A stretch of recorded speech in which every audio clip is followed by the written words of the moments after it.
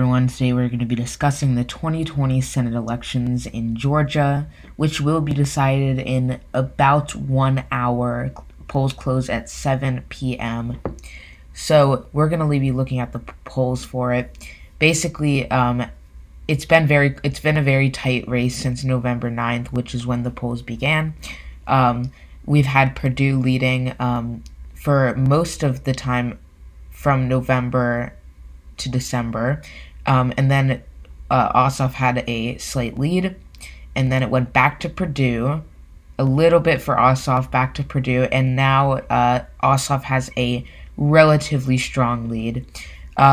For Warnock, it's actually been a lot better for Warnock than it was for Ossoff. So Loeffler led a little bit, but then on November 16th, Warnock took the lead for about a month, I believe. Yep, and after that, it was even. Loeffler took a slight lead, but then Warnock, ever since then, Warnock's had a better lead. So it's a lot better for Warnock than it was for Ossoff, and it's a lot worse for Loeffler than it has been for Purdue. So the question you should be asking is, why should I trust this data?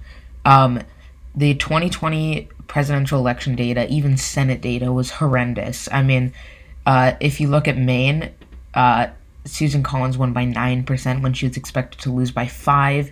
North Carolina favored the Democrat pretty heavily, as did Arizona, and even though the Democrat did win in Arizona, it was not by the margin that it stated. So why should you trust this? Well, the reason why you should trust this is because of Georgia, the state. Let's look at the House election results. Pretty much every seat, with the exception of one seat in Michigan, went to the right in the House elections, except for Georgia. Look at Georgia. It went to the left by 3. The Democrat won. Pretty much, if you actually look at the seats won, basically here, I can actually go to ABC right now. If you look at the seats won in the House election results, you'll see, if it loads, that every single seat went to the Republicans, except for Georgia. That was in the toss-up. Every single one, except for Georgia. Georgia was the only one that went to the Democrats. So basically, Georgia's results were actually, they had a margin of error, I believe 1% in the presidential election, but they were to the left. If we look at the Senate, most of them, sure, most of the seats were to the left, but that's because the Republicans didn't have the best Senate showing. They lost a seat so far. But look, Georgia, if you look at the Georgia trend, I don't think we actually have it here, but Georgia went to the left pretty heavily from where it was before. Presidential-wise, many things went to the left, but Georgia, by the biggest margin, 6%. It was the biggest flip that we've seen. So that's why I believe you should trust this data. Not maybe to a T. There was about a margin of error of 1%, I believe, in the Senate, or in the presidential. The Senate had actually, I think the Senate had about 1% off. I was thinking of Arizona, but basically, you should relatively trust this data. We're not going to see the big 15-point swing that Susan Collins had from losing to 5% to winning by 9%. You're not going to see that here. If the Republicans do win, they're going to be winning by small margins, maybe 1 to 2% if it did actually have a flip like that. But honestly, I don't think this data is going to be all wacky, because in Georgia it wasn't that wacky. It was in Arizona for the Senate and for the presidential. It was in a lot of other key Senate states that the Republicans ended up winning. But in Georgia, look, House election went to the left when everything else went to the right. Senate, we don't have it here, but it went to the left by a pretty considerable margin.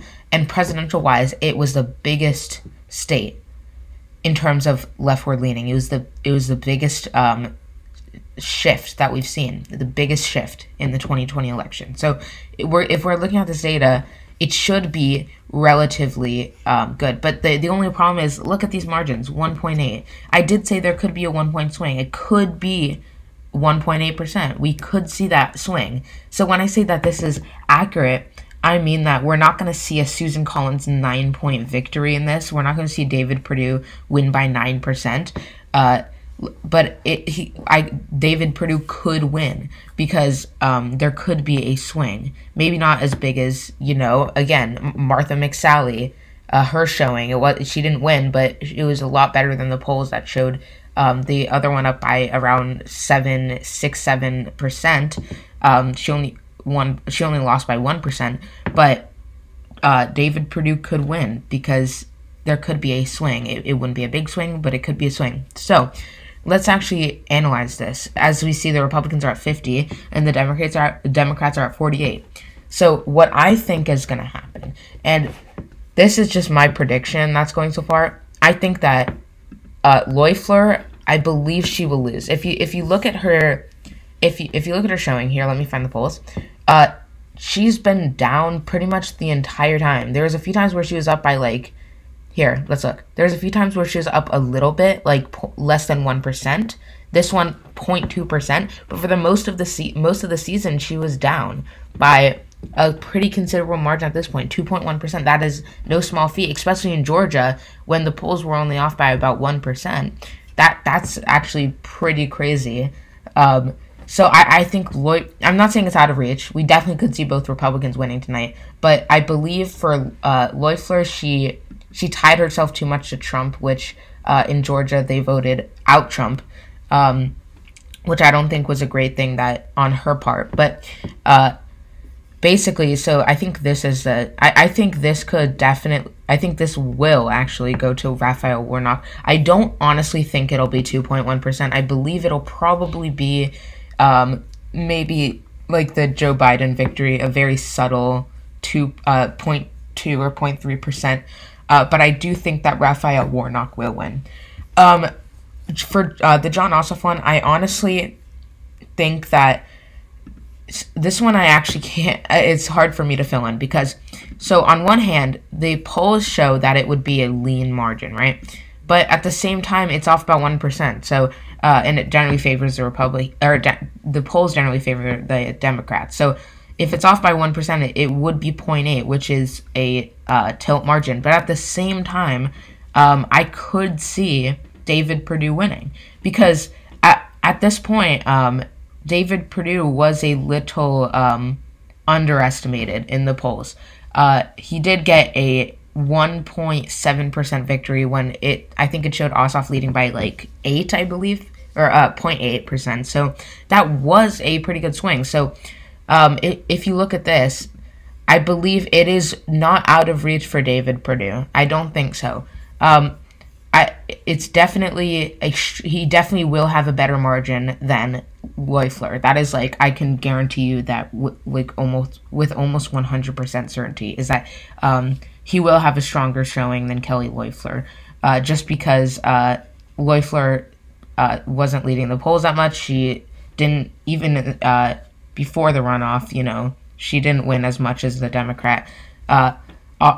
But I think that Perdue, he's definitely going to have a better showing than Warnock or than Loeffler, even if he does lose. So personally, I believe that this will the map that you see in front of you will happen. I believe that Perdue, he did have a stronger showing than the polls, and that could definitely happen again.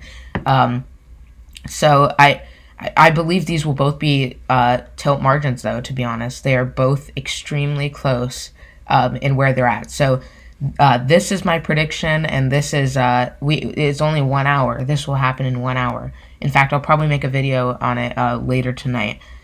Thank you for watching, and peace.